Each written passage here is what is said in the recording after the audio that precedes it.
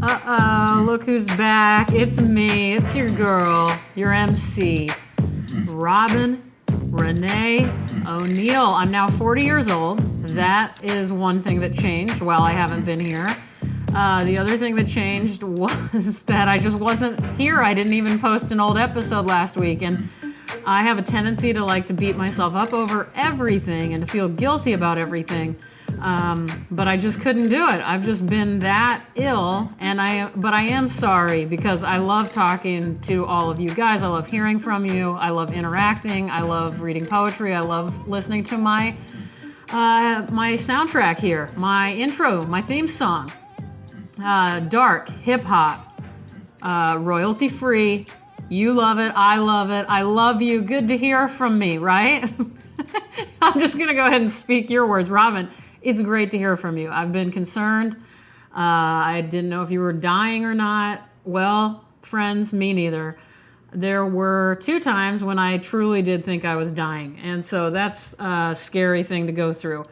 I want to report, I could go on and on. I've gotten, in case those of you, by the way, if you're a newcomer to this podcast, welcome. I don't always skip weeks. I don't always start off talking about my health. Well, I often do because I have health issues. But newcomers, normally we just jump into a story about whatever is happening to me. For instance, okay, newcomers, let me tell you what just happened to me. I went to a doctor appointment and I got a lift to come home because I walked there and it was far away and I'm very tired. So I was like, I need to just get a lift home. It was a short drive. So the Lyft driver wasn't talking to me at all, which I was appreciating because I have a tendency to talk to everybody way too much, strangers that is. But right while he was approaching my block, he goes, "So, do you like living here?" And I said, "Yeah, I mean, for the most part, I really like living here." And I go, "Do you?" And he goes, "Yeah, it's perfect for me because I like the beach, I like hiking, I like going to the movies, and I like treasure hunting." And right as the treasure hunting part dropped was when he stopped in front of my building. And I was like, treasure hunting? You like I go, "Oh, man, Robyn." That was his name, Robyn. Kind of like, it was very similar to my name, Robyn. But anyway, yeah, this dude likes to treasure hunt. So that was exciting. Anyway, newcomers, usually you're hearing stuff like that or you're hearing me talk about whatever. But in all seriousness, you guys, I have been very, very sick. And I still, if you listen to this podcast and you know about me, you know you can also read the description of the podcast. I'll tell you guys more of what's going on. But I thought I had gotten a clean bill of health, sort of, but I was still feeling sick. And then that came back to haunt me the following week, which is why I never recorded a podcast last week.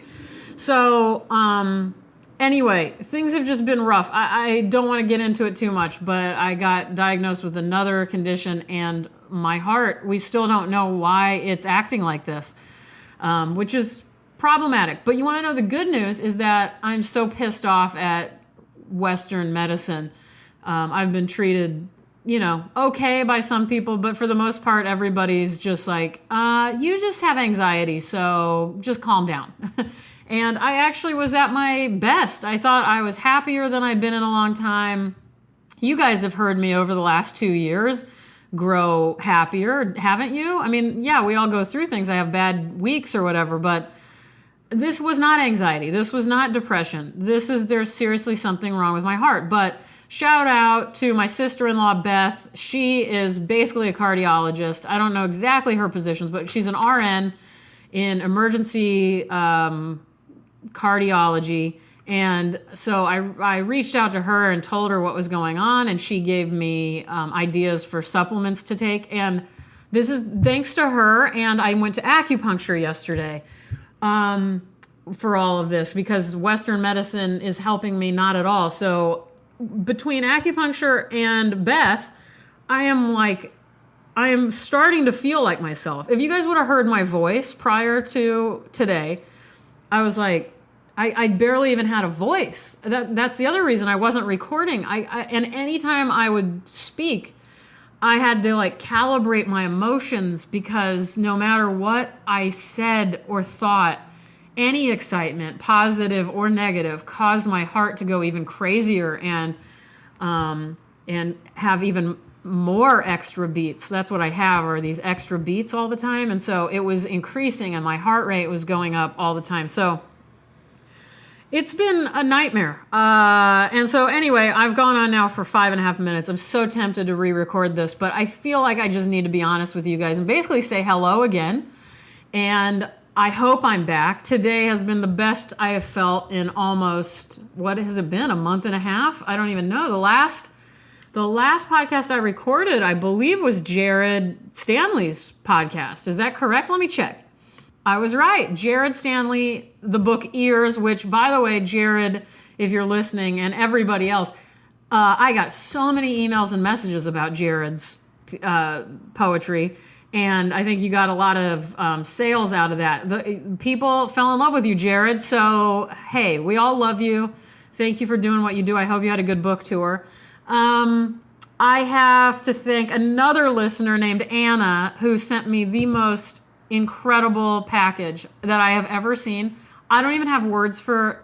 She made me a bookmark. Now, you guys may know I make people bookmarks all the time, and I have yet to have anyone make me a bookmark. But this person, well, I mean, in the past, I'm sure I've had people make me bookmarks, but this was customized to me, and it's a drawing of Anna holding coffee in her hand, listening to me reading stuff on her iPad, and it's her thinking about all the things I love. So it's got an image of John Goodman, French fries, a mechanical pencil, Kleenex, Ann Boyer's Garments Against Women, pickles, coffee, 90210, Kevin Corrigan, ice water, and an apple. It's the most incredible thing, and it came with I'm dying over here, a coffee mug that says happy birthday. She knew I was turning 40, and how she knew that, I know because in the past I've said that I was turning 40 soon, but I mean, for her to think of that and reach out with this package, and it's a Kleenex, but on the coffee mug that she made. Coffee, I mean, it has, it is a coffee mug. Sorry, I'm getting excited.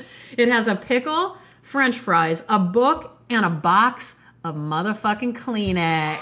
So I'm looking at it. I've been in disbelief. And Anna, I'm sorry I haven't been able to reach out to you yet specifically, but I just want everyone to know Anna is amazing, and that was so nice. So thank you, thank you, thank you. Let me find something quick to read you. Hold on a second. I had no plans of reading you anything. Honestly, I was just thinking to myself, hey, Robyn, you actually have a tiny bit of energy. Let's do this. I mean, I just want you guys to know that I haven't read anything. Nothing. I've never lived this long in my life since I've been able to read and not been reading. This has never happened. All I did was watch all of Dawson's Creek. That's about it, and I've slept. I've barely texted. I have done nothing. It's been so awful. So let me pull from the nearest book. Let's see what we got. Okay, I have a really wonderful thing to read to you. This is from the Journals of May Sarton. It's called The House by the Sea. This is a W.W. Norton book published originally in 1977. And this one's from 1995. And this was given to me by two very dear friends recently, Kayla and Laura. And I love you guys. Thank you so much for sending me this. This actually, before I started feeling too bad, this was the last book I read. And I devoured it in 2 days. So I'm going to read you guys the preface. When I moved to this house by the sea in May of 1973, I had it in mind to keep a journal, to record the first impressions, the fresh imprint of a major change in my life. But for 1.5 years, the impulse to be silent and to live into this new place before speaking about it remained very strong. For months, the sea was such a tranquilizer that I sometimes wondered whether I had made a fatal mistake and would never be able to write again. The Journal of Solitude had been a way of dealing with anguish. Was it that happiness is harder to communicate, or that when one is happy enough, there is little incentive even to try to sort out a daily experience as it happens? I became haunted by something I read years ago to the effect that when the Japanese were in a period of peace, they painted only fans. That's just a paragraph that I'm going to read. I could go on, but I became haunted by something I read years ago to the effect that when the Japanese were in a period of peace, they painted only fans. I love it. She brings it up again at some point in here. But anyway, it's a fantastic book. I cannot recommend it enough. And again, thank you, Laura and Kayla. All right, hold on. Let me hit pause and grab some outro music and think of what I want to say to you guys as I leave here today. I'm just happy to be talking again, frankly. And Billy, by the way, told me that if I didn't record a podcast this week, he was going to leave me.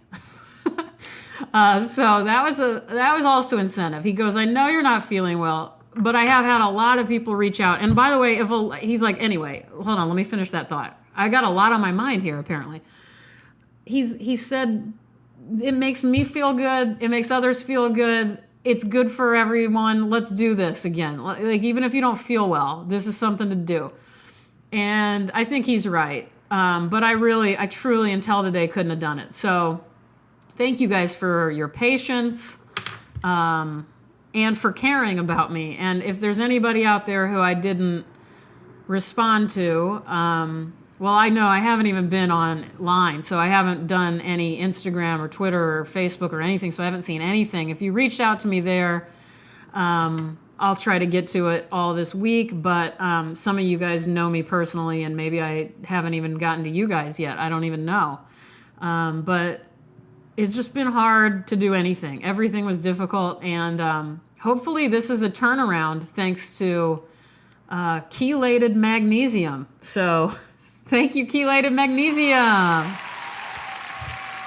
All right, let's say goodbye.